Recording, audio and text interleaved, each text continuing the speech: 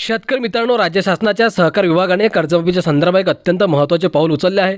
राज्यस्तरीय बँकर्स समितीने सर्व सहकारी बँकांना ईमेलद्वारे पत्र पाठवून कर्जमाफीसाठी आवश्यक असलेली माहिती त्वरित सादर करण्याचे कडक आदेश दिले आहेत।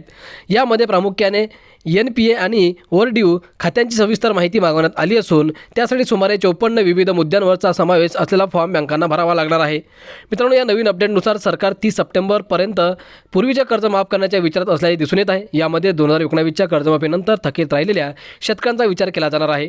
मात्र जर ही प्रक्रिया 30 जून 2026 पूर्वी पूर्ण झाली तर 25 आणि 26 या वर्षात नियमित कर्ज भरणारे शेतकरी या योजनेपासून वंचित राहण्याची शक्यता निर्माण झाली आहे। त्यामुळे शेतकरी नेत्यांची या तारखेबाबत शंका उपस्थित केली असून जास्तीत जास्त शेतकऱ्यांना लाभ मिळावा अशी मागणी होत आहे।